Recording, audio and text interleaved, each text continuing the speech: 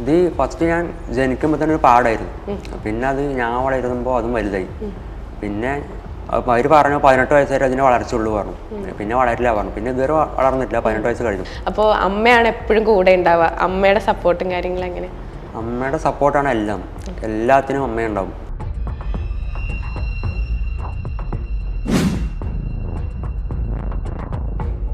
പിന്നെ നമ്മൾ വലുതാകുമ്പോഴാണ് ചിലരൊക്കെ നമ്മൾ മാറ്റി ഇങ്ങനെ നിർത്തില്ലേ. നമ്മളെ കാണുമ്പോൾ അയ്യേ എന്ന് പറഞ്ഞാൽ രണ്ടടി ബാക്കിൽ നിൽക്കും. അപ്പോൾ അതൊക്കെ കാണുമ്പോൾ നമുക്ക് വിഷമം ഉണ്ടാവും. പക്ഷെ നമ്മളൊന്നും പറയാൻ തിരിച്ചവരോടൊന്നും പറയാനൊന്നും പോകാറില്ല.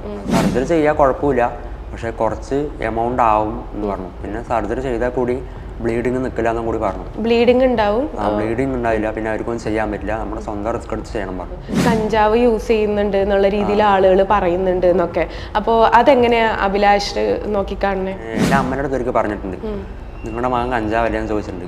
അപ്പോൾ എൻ്റെ അമ്മ അപ്പം തന്നെ മറുപടി കൊടുക്കുകയും ചെയ്തു. എൻ്റെ മകൻ കഞ്ചാവ് ഒരിക്കലും നിങ്ങൾ കണ്ടിട്ടുണ്ടോ ചോദിച്ചു. സ്കൂൾ കാലഘട്ടങ്ങളിൽ അങ്ങനെ ഒരു ടീച്ചർ തന്നെ അങ്ങനെ മാറ്റി നിർത്തിയിട്ടുണ്ട്.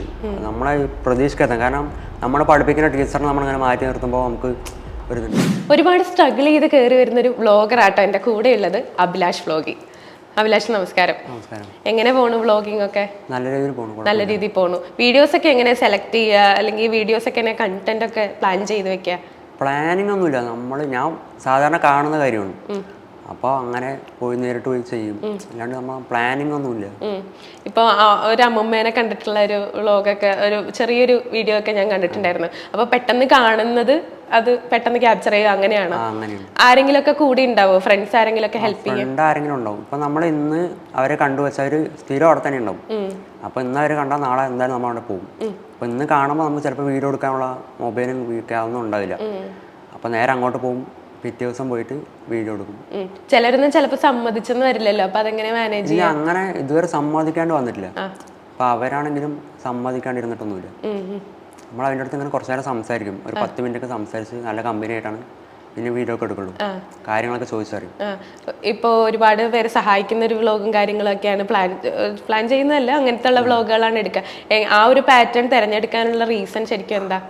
റീസൺ പറഞ്ഞാൽ ഇപ്പം എല്ലാവരും അങ്ങനെയുള്ളവരും ഒഴിവാക്കുകയാണ് ചെയ്യുന്നത്.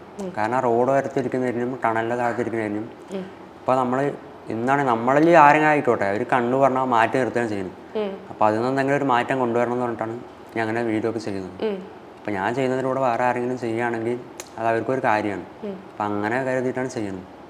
അപ്പോൾ ഈ എന്താ പറയുക, അങ്ങനത്തെ വ്ളോഗും കാര്യങ്ങളൊക്കെ അല്ലെങ്കിൽ റീൽസും കാര്യങ്ങളൊക്കെ ഇടുമ്പോൾ ആളുകൾ പറയില്ല ഇതൊരു വെറും പ്രഹസനമാണ് എന്നുള്ള രീതിയിൽ ആളുകൾ പറയാറുണ്ടോ? അങ്ങനെ പറയാറുണ്ട്.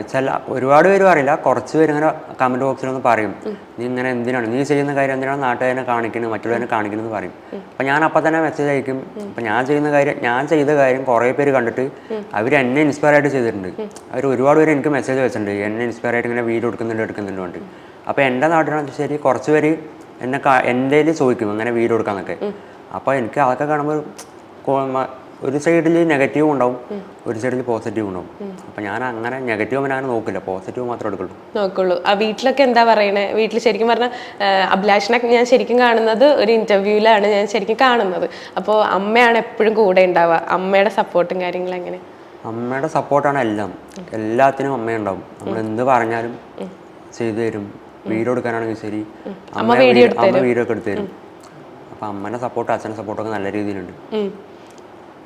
അങ്ങനെയാണ്. ഫുള്ള് ഫാമിലി ഒക്കെ ഭയങ്കര സപ്പോർട്ടാണ്. വീട്ടിൽ ആരൊക്കെ ഉണ്ട്? ഇപ്പം എന്താ ചെയ്യണേ? ഇപ്പം ഞാൻ ഡിഗ്രി പഠിക്കണം.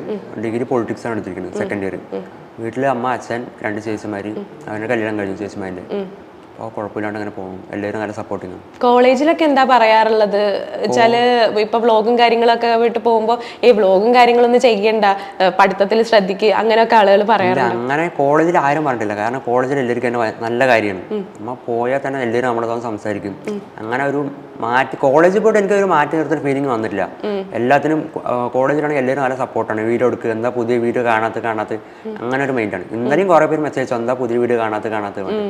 അപ്പോൾ അതൊക്കെ നമുക്കൊരു ഇൻട്രസ്റ്റ് ആണ്, പിന്നെയും എടുക്കാനായിട്ട്. ഡിലേ ആകുമ്പോൾ ശ്രദ്ധിക്കാറുണ്ടോ? വീഡിയോസ് ഒക്കെ പ്രോപ്പറായിട്ട് ആക്റ്റീവായിട്ട് കൊണ്ടുപോകാൻ വേണ്ടിയിട്ട്? കൊണ്ടുപോകാൻ ശ്രമിക്കും. കാരണം എനിക്ക് ഒന്നാമത് ഫോണില്ല വീഡിയോ എടുക്കാൻ. അതാണ് വീഡിയോ ഡിലേ ആണ്. ഞാൻ അതെല്ലാം അടുത്ത് പറയും.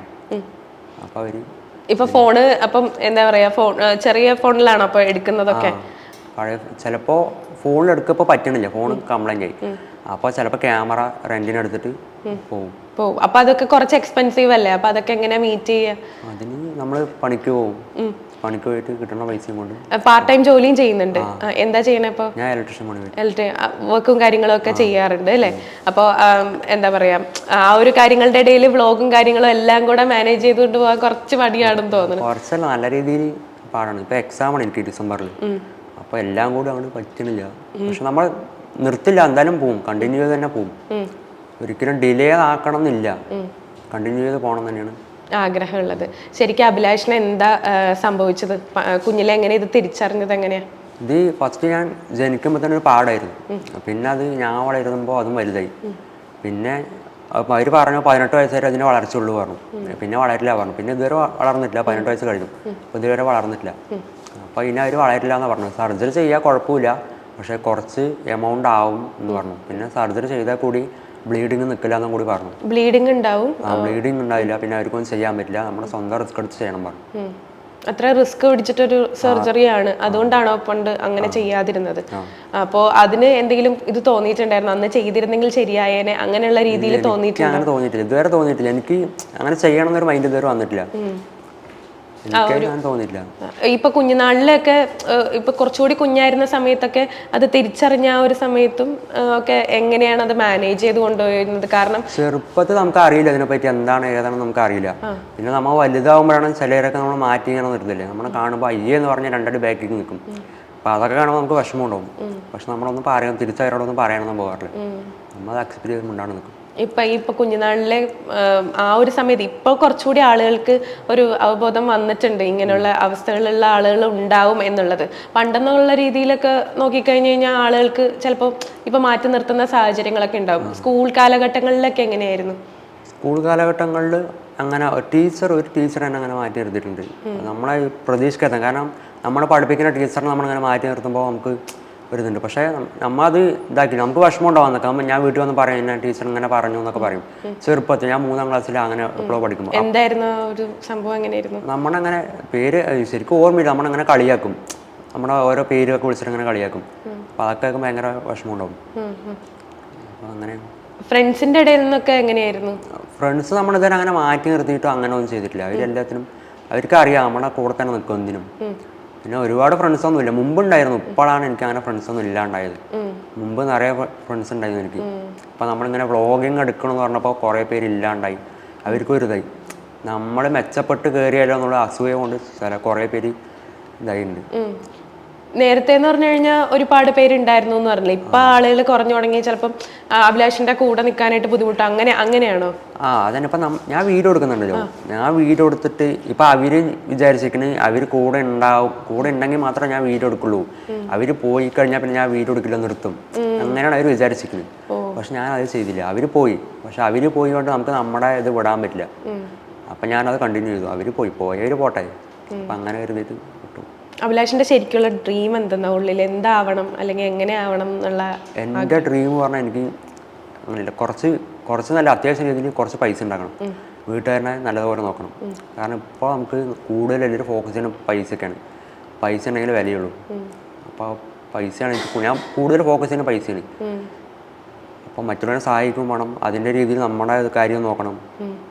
എനിക്കിപ്പോൾ യൂട്യൂബിൽ നിന്നൊരു ഇൻകം കിട്ടിയാൽ അതിൽ പകുതി മറ്റു അർഹതപ്പെട്ടവർക്കും പകുതി എനിക്കും. ഈക്വാലിറ്റി എന്തായാലും നോക്കും, അത് വിട്ട് കളിക്കില്ല. ഈ ഒരു രോഗാവസ്ഥയുടെ പേരെന്തെന്ന്? അതെന്തോ ഒരു വലിയ പേര് പറഞ്ഞു, ഓർമ്മയില്ല. അപ്പോൾ ഈ ഒരു അവസ്ഥയിലുള്ള ആളുകൾ ആരെങ്കിലും കണ്ടുമുട്ടിയിട്ടുണ്ടോ? അവരോട് കാര്യങ്ങൾ ഷെയർ ചെയ്തിട്ടുണ്ട്, ബുദ്ധിമുട്ടുകൾ കാര്യങ്ങളൊക്കെ? കണ്ടിട്ടുണ്ട്, പക്ഷെ ഞാൻ സംസാരിച്ചിട്ടൊന്നുമില്ല. വീട്ടിൻ്റെ അവിടെ ഒരു കൊച്ചുണ്ട് ഇതേപോലെ, പെൺകുട്ടിയാണ്. അവൾക്ക് ഇതേപോലെ ഉണ്ടായിരുന്നു ചെറുപ്പം മുതൽ. സർജറി ചെയ്തു, 3 പ്രാവശ്യം സർജറി ചെയ്തു. സർജറി ചെയ്തിട്ട് പിന്നെയും അവർക്ക് വരികയാണ് ഉണ്ടായത്. അങ്ങനെ പിന്നെയും വരുന്നുള്ളവർ. അപ്പൊ അന്ന് അവരോട് ചോദിച്ചപ്പോ ഇങ്ങനെ വരില്ല എന്നുള്ള രീതിയിൽ എന്തെങ്കിലും പറഞ്ഞിട്ടുണ്ടായിരുന്നു സർജറി ചെയ്താല്? ഇല്ല, ഫസ്റ്റ് ചെറുപ്പത്തിൽ ഹോസ്പിറ്റലിൽ പോയപ്പോൾ അവർ പറഞ്ഞു സർജറി ചെയ്യാൻ പറ്റില്ല എന്ന് പറഞ്ഞു, മുമ്പൊക്കെ പോയപ്പോ. പിന്നെ ഞാൻ ഈ ഇടയ്ക്കൊന്നും പോയിട്ടുണ്ടായിരുന്നു. അപ്പോഴാണ് അവർ പറഞ്ഞത് സർജറി ചെയ്യാൻ കുഴപ്പമില്ല, നമ്മൾ സ്വന്തം റിസ്ക് എടുത്ത് ചെയ്യണം എന്ന് പറഞ്ഞു. ഇപ്പൊ ആളുകളൊക്കെ പേടിച്ച് മാറി പോയിട്ടുള്ള സാഹചര്യങ്ങളൊക്കെ ഉണ്ടായിട്ടുണ്ടോ? ഇല്ല, അങ്ങനെയൊന്നും ഉണ്ടായില്ല. നമ്മൾ കാണുമ്പോൾ അയ്യേന്ന് പറഞ്ഞ് രണ്ടടി ബാക്കി നിന്നിട്ട് അങ്ങനെ. അപ്പോൾ അങ്ങനെയൊക്കെയുള്ള സമയത്ത് ഇവരോട് പറഞ്ഞു കൊടുക്കാനും ശ്രമിക്കാറുണ്ടോ, ഇത് അങ്ങനെയല്ല എന്നുള്ള രീതിയിൽ? ഞാനൊന്നും പറയാറില്ല, അവരും കണ്ടാൽ ചിരിച്ചിട്ട് നമ്മൾ ചിരിക്കും, നമ്മളങ്ങനെ പെട്ടെന്ന് അതിനടുത്ത് റിയാക്ട് ചെയ്താൽ അവരും നമ്മൾ തമ്മിൽ ഒരു വേറൊതിരില്ലാണ്ടാവും. അപ്പോൾ അവരും കാണുമ്പോൾ നമ്മൾ ജസ്റ്റ് ഒന്ന് ചിരിച്ചിട്ട് നമ്മളെ നിൽക്കും. ഞാൻ മാറിപ്പോയില്ല, ഞാൻ അവിടെ തന്നെ നിൽക്കും. അവരങ്ങനെ ചെയ്യുന്നതുകൊണ്ട് നമ്മൾ ചെയ്യാൻ പറ്റില്ലായിരുന്നു.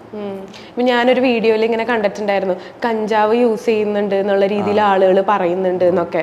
അപ്പോൾ അതെങ്ങനെയാ അഭിലാഷ് നോക്കിക്കാണണേ? എനിക്കറിയാം ഞാൻ ആരാണെന്ന്, എൻ്റെ വീട്ടുകാർക്കും അറിയാം ഞാൻ ആരാണെന്ന്, എന്താണെന്ന് എൻ്റെ വീട്ടുകാർക്കൊക്കെ അറിയാം. പിന്നെ നാട്ടുകാർ അവരെന്ത് വേണമെങ്കിൽ പറഞ്ഞിട്ടുണ്ട്. നമ്മൾ നേരാവണമെന്ന് കാണാൻ ആഗ്രഹമില്ലാത്തവരാണ് ഇവർ. അപ്പം ഞാനത് മെയിൻറ്റെയിൻ ആക്കണില്ല. എനിക്കറിയാലോ ഞാൻ ചെയ്യില്ലെന്ന് എനിക്കറിയാം. അപ്പം ഞാനത് മെയിൻ ആക്കാറില്ല. വീട്ടിലെല്ലാരും ഭയങ്കര സപ്പോർട്ടാണ് അല്ലേ? വീട്ടിലാണ് എല്ലാവരും നല്ല സപ്പോർട്ടാണ്. ഇപ്പൊ ഈ ഇങ്ങനെയൊക്കെ ആളുകൾ പറയുമ്പോ എന്താ പറയാ, അമ്മേനോടോ അച്ഛനോടൊക്കെ ഇങ്ങനെ പറഞ്ഞു കൊടുക്കുമ്പോ അവരൊക്കെ എന്താ അതിന് റെസ്പോണ്ട് ചെയ്യാ? വീട്ടുകാർ നല്ല ഇതാണ്. പക്ഷേ അങ്ങനെ ഒന്നുമില്ല എന്നുള്ള രീതിയിലൊക്കെ പറഞ്ഞു കൊടുക്കാം. പക്ഷെ വീട്ടുകാരുടെ അടുത്ത് അങ്ങനെ പെട്ടെന്ന് ആരും പറയില്ലേ. എൻ്റെ അമ്മേൻ്റെ അടുത്ത് ഒരിക്കൽ പറഞ്ഞിട്ടുണ്ട്, നിങ്ങളുടെ മകൻ കഞ്ചാവല്ലേ എന്ന് ചോദിച്ചിട്ടുണ്ട്. അപ്പം എൻ്റെ അമ്മ അപ്പം തന്നെ മറുപടി കൊടുക്കുകയും ചെയ്തു, എൻ്റെ മകൻ കഞ്ചാവ് ഒരിക്കലും നിങ്ങൾ കണ്ടിട്ടുണ്ടോ ചോദിച്ചു. അവരൊന്നും മിണ്ടിയില്ല. അവർക്കറിയാം നമ്മൾ ചെയ്തില്ല, നമ്മളെ തളർത്താൻ നോക്കണ്, ഓരോന്ന് പറഞ്ഞ് തളർത്താൻ നോക്കണം. ഞാൻ അതുവരെ ഒന്നിനും പിടി കൊടുത്തിട്ടില്ല. ഈ എപ്പോൾ മുതലേ വ്ളോഗിങ് ഒക്കെ ചെയ്യണം എന്നുള്ള രീതിയിലേക്കൊക്കെ തോട്ട് പോയി തുടങ്ങി? വ്ളോഗിങ് ചെയ്യണം പറഞ്ഞാൽ ഞാൻ പറഞ്ഞില്ല, പെട്ടെന്ന് നമുക്ക് മൈൻഡിൽ കയറി വന്നാണ്. ഞാൻ നേരിട്ട് കണ്ടിട്ടുള്ളതുകൊണ്ട് പെട്ടെന്ന് കയറി വന്നാണ്. +1 +2 ആ ടൈമിൽ ആണ് തുടങ്ങി. പിന്നെ നമുക്ക് എന്താ ചെയ്യേണ്ടതെന്നൊന്നും അറിയില്ല, വീഡിയോ എങ്ങനെ കിട്ടണമെന്നൊന്നും അറിയില്ല. അപ്പം പിന്നെ കുറേ ലാഗായി, വീഡിയോ ഇടാണ്ടായി. പിന്നെ എൻ്റെ കുറേ ആക്ടിവിറ്റീസ് ഇട്ടു, പിന്നെ അങ്ങനെ കുറച്ച് സബ്സ്ക്രൈബേഴ്സായി. പിന്നെയാണ് ഞാൻ അങ്ങനെ ഇതിക്കുള്ള ചെയ്യാൻ തുടങ്ങിയത്. അപ്പോൾ നമ്മൾ ചെയ്യുന്നത് കണ്ടിട്ട് വേണമല്ലോ വേറെ ആൾ ചെയ്യാൻ. അപ്പോൾ കുറച്ച് സബ്സ്ക്രൈബേഴ്സ് ആവശ്യമാണെന്ന് തോന്നി. അപ്പോൾ എൻ്റെ ആക്ടിവിറ്റീസ് ഇട്ടു, എന്നിട്ടാണ് വേറെ തുടങ്ങിയത്. അഭിലാഷിനെ ശരിക്കും പറഞ്ഞ ലൈഫിൽ കിട്ടിയിട്ടുള്ള ഏറ്റവും വലിയ കാര്യം എന്താ?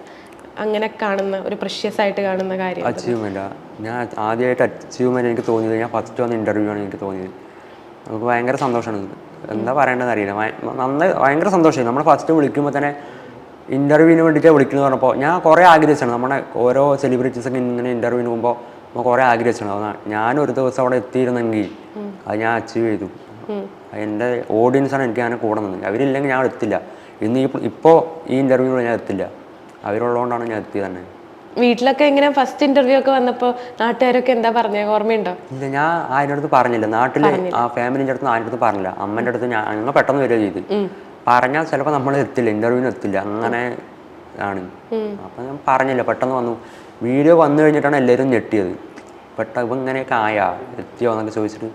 അപ്പോൾ ഇൻ്റർവ്യൂ കഴിഞ്ഞിട്ട് ഒരാഴ്ചയൊക്കെ നല്ലതായിരുന്നു. അപ്പോൾ എനിക്ക് ഈ ഇടയ്ക്ക് ഇന്നലെ വീട്ടിനടുത്ത് കുടുംബശ്രീയിൽ നിന്ന് എനിക്ക് ഒരു ട്രോഫി തന്നു.